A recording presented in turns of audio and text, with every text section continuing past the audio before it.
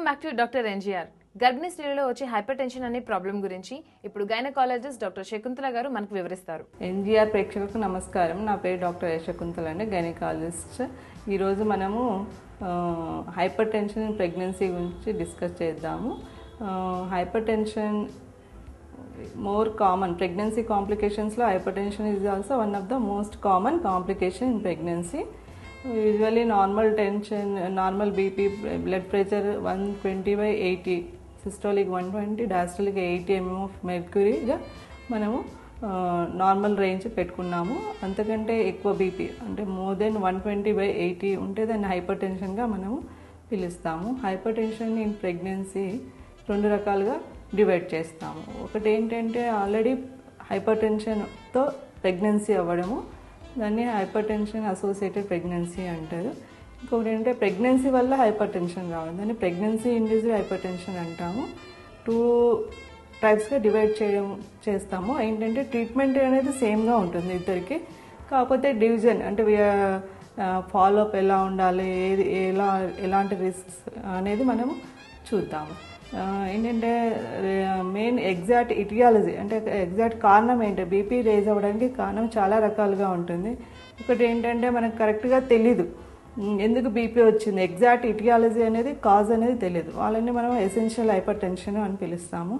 ఇంకోటి అంటే kidney problems కానీ, తర్వాత కోయాక్టేషన్ ఆఫ్ అయోటా అలాంటి వాటి వల్ల కూడా మనకి బీపీ పెరుగుతుంది, అది ఒక రీజన్ ఉండొచ్చు. ఇంకోటి ఏంటంటే ప్రెగ్నెన్సీ వల్ల బీపీ పెరుగుతుంది, దాన్ని ప్రెగ్నెన్సీ ఇండ్యూస్డ్ హైపర్ టెన్షన్ అంటారు. మోస్ట్లీ ప్రెగ్నెంట్ ఉమెన్లో మోర్ కామన్ ఏంటంటే ప్రెగ్నెన్సీ ఇండ్యూస్డ్ హైపర్ టెన్షన్. మామూలుగా ఆఫ్టర్ 40 years తర్వాత వచ్చేది ఎసెన్షియల్ హైపర్ టెన్షన్ అంటాము. అది వెరీ రేర్గా ఉంటుంది ప్రెగ్నెన్సీలో. మెయిన్ ఏంటంటే మోస్ట్ ఆఫ్ ద ఉమెన్స్ ఈ pregnancy induced hyper tension develop అవుతుంది. ఈ pregnancy induced hyper tension develop అవడానికి మెయిన్ రీజన్ ఏంటంటే placenta is the main factor underlying this increased BP. Increase BP అవ్వడానికి ఏంటంటే ప్లసెంటా టిష్యూ నుంచి కొన్ని హార్మోన్స్, కొన్ని ఫ్యాక్టర్స్ రిలీజ్ అవుతాయి. ఇవి మన బీపీ రేజ్ అవ్వడానికి మెయిన్ దోహదపడతాయి. బీపీ ఏంటంటే దీన్ని మనము pregnancy induced hypertension 2 mild, moderate, సివియర్గా డివైడ్ చేస్తాము. మైల్డ్, మోడరేట్ అండ్ సివియర్ 3 టైప్స్గా డివైడ్ చేస్తాము. మైల్డ్ మోడరేట్ అంటే బీపీ డయాస్టోలిక్ లెస్ దెన్ 100 ఉంటుంది, డయాస్టోలిక్ మోర్ దెన్ 100 ఉంటే మనం సివియర్గా 110, 120 అట్లా అంటే సివియర్గా ప్రెగ్నెన్సీ ఇండ్యూస్డ్ హైపర్ టెన్షన్గా డివైడ్ చేసుకుంటాము. తర్వాత ఏంటంటే దీనివల్ల వచ్చే కాంప్లికేషన్స్ మెయిన్ ఏంటంటే mother and baby both are risk in pregnancy induced hypertension. Mother ఏంటంటే ప్రెగ్నెన్సీ ఇండ్యూస్డ్ హైపర్ టెన్షన్ వల్ల ఇంక్రీజ్ బీపీ అవ్వడం వల్ల ఏమవుతుందంటే బ్రెయిన్లో రక్తనాళాలు చిట్లే అవకాశం ఉంటుంది. సో దాంతో ఫిట్స్ వచ్చే అవకాశం ఉంటుంది, తర్వాత కిడ్నీ ఫెయిల్ అవ్వడం అవకాశం ఉంటుంది, తర్వాత హార్ట్ ఫెయిల్ అవ్వడం ఉంటుంది. సో బాడీలో ప్రతి ఆర్గాన్ ఎఫెక్ట్ అవుతుంది దీనివల్ల. కిడ్నీ ఫెయిల్ అవ్వడం వల్ల ఏంటంటే యూరిన్ అవుట్పుట్ తగ్గిపోతుంది, తర్వాత బాడీలో వాటర్ రిటెన్షన్ ఉంటుంది, ఎడిమా వచ్చేస్తుంది, మొత్తం వాపులు వచ్చేస్తాయి మదర్కి. సో ఇవన్నీ కాంప్లికేషన్. తర్వాత ఐ ప్రాబ్లమ్, సైట్ కూడా బ్లర్రింగ్ ఆఫ్ విజన్, తర్వాత బ్లైండ్నెస్ అలాంటి కాంప్లికేషన్స్ మదర్లో డెవలప్ అవుతాయి.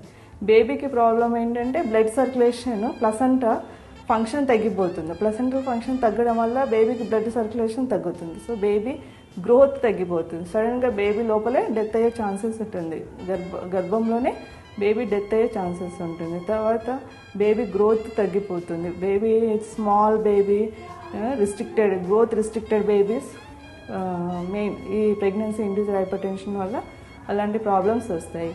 తర్వాత ఏంటంటే మాయ ముందే సపరేట్ అవుతుంది, దాన్ని అబ్రప్షన్ అని పిలుస్తాం మెడికల్ టర్మ్లో. అలాంటి ప్రాబ్లమ్స్ కూడా దీనివల్ల ఉంటాయి. సో ఇది రాకుండా ఉండాలంటే కొద్ది జాగ్రత్తలు తీసుకోవాలి. రెగ్యులర్గా చెకప్స్ రావాలి డాక్టర్ దగ్గరికి. వచ్చినప్పుడల్లా బీపీ కంపల్సరీ చెకప్ చేయించుకోవాలి. తర్వాత ఎవ్రీ మంత్ చెకప్స్ ఉండాలి 28 weeks వరకు. తర్వాత 28 weeks తర్వాత ఎవ్రీ 2 weeks ఒకసారి రావాలి డాక్టర్ దగ్గరికి.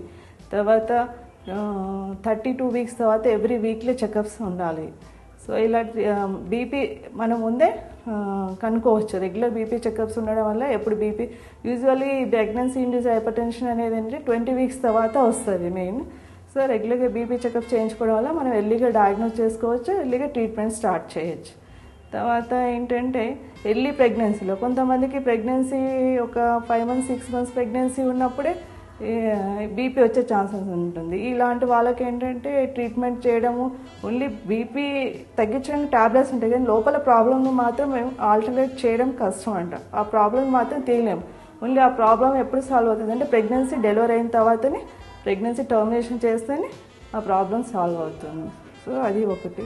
అందుకని ఏంటంటే రెగ్యులర్గా యాంటీనేటల్ చెకప్స్ అనేవి చాలా ఇంపార్టెంట్.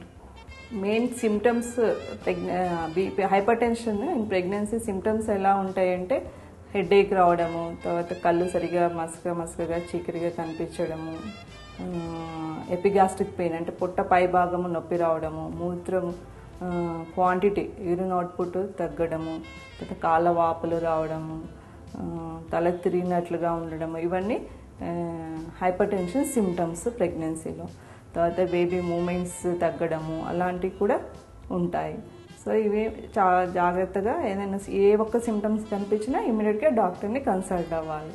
తర్వాత ఏంటంటే ఒకసారి బీపీ డయాగ్నోస్ అంటే హైపర్ టెన్షన్ అని డయాగ్నోస్ అయితే ఆ ఉమెన్ని కంప్లీట్గా అబ్జర్వేషన్లో పెట్టుకోవాలి. మైల్డ్ హైపర్ టెన్షన్ అనుకోండి 130, 90, 140, 100 అలాంటి వాళ్ళకి ఏంటంటే యాంటీ హైపర్టెన్సివ్స్ డ్రగ్స్ ఇస్తాము. అవి కంట్రోల్ అంటే ఇప్పుడు 8 months 9 monthsలో వచ్చింది అనుకోండి, వాళ్ళని ఏంటంటే ఒక 15 days కానీ ఒక 3 weeks కానీ అట్లా ప్రొలాంగ్ చేస్తాం ప్రెగ్నెన్సీ. ఎందుకంటే అప్పుడు డెలివరీ చేస్తే బేబీ చిన్నగా ఉంటుంది కాబట్టి ఏంటంటే డెలివరీ ఒక బేబీ వైబిలిటీ పెరిగేంత వరకు కంటిన్యూ చేసేసి తర్వాత టర్మినేషన్ చేస్తాం ప్రెగ్నెన్సీ. అంటే నార్మల్ వెజినల్కైనా ట్రై చేయొచ్చు డిపెండింగ్ ఆన్ ద పొజిషన్ చూసుకొని, లేదంటే సిజేరియన్ సెక్షన్ అయినా చేస్తాము.